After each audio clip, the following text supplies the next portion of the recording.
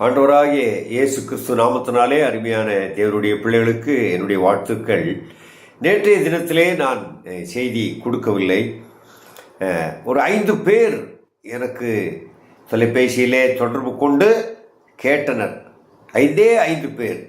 நான் ஒரு 150லிருந்து 170 பேருக்கு அனுப்புகிறேன். 5 பேர் மாத்திரம் கேட்டார்கள். அதற்காக நான் அப்படிப்பட்ட தேவனுடைய பிள்ளைகளுக்கு நன்றி செலுத்துகிறேன். ஒருவேளை ஒரு 5 பேர் முதல் 10 பேர் வரை முழுமையாக நான் கொடுக்கும் செய்தியை பார்ப்பார்கள்.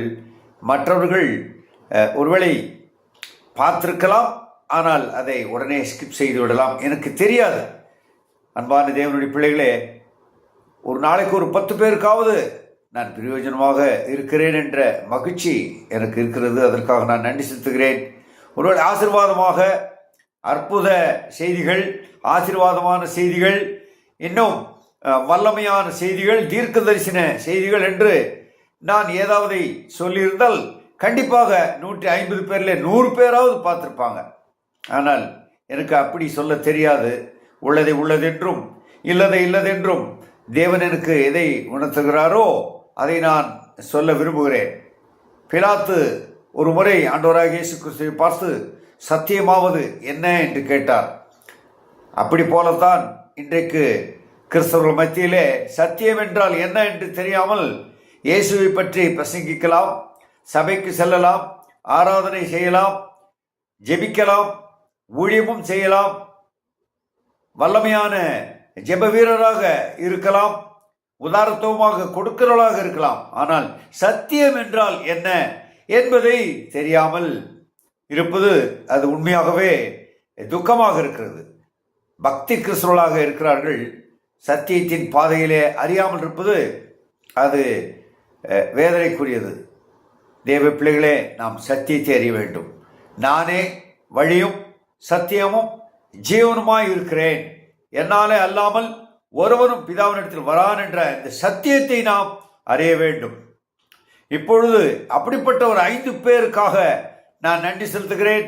அதாவது 10 பேருக்காக நான் நன்றி செலுத்துகிறேன். தொடர்ந்து பார்க்கிற தேவ பிள்ளைகளுக்கு நன்றி செலுத்துகிறேன். ஒரு வசனத்தை நான் வாசிக்கிறேன்.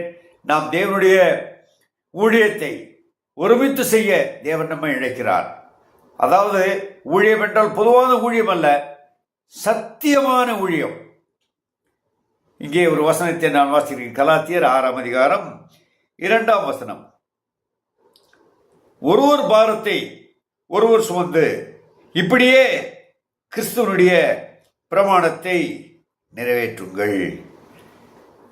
எனக்காக பாரத்தோடு ஜெபிக்கிற பிள்ளைகளுக்காக ஸ்தோத்திரம். நானும் அப்படிப்பட்ட பிள்ளைகளுக்காக நான் ஜெபிக்கிறேன்.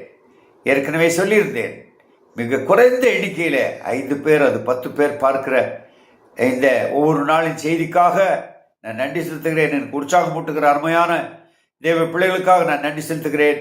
தொடர்ந்து நாளைய தினத்திலிருந்து நாம் கனித்தரும் கிறிஸ்தவ வாழ்க்கை, கனி கொடுக்கும் கிறிஸ்தவ வாழ்க்கையிலே வளருவது எப்படி என்பதை குறித்தும், ஒருவேளை நாம் கனி இல்லாமல் வாழ்ந்தால் அதற்கான துக்கத்தையும் அதற்கான தண்டனையும் நாம் பெற வேண்டும் என்ற ஒரு எச்சரிக்கையோடு இந்த செய்தியை நான் கொடுக்கவிருக்கிறேன். கர்த்தருக்கு சித்தமான நேரத்தில் புதிய செய்தியோடு நாம் கடந்து செல்லலாம். தேவன் உங்களை ஆசீர்வதிப்பாராக. ஆமென்.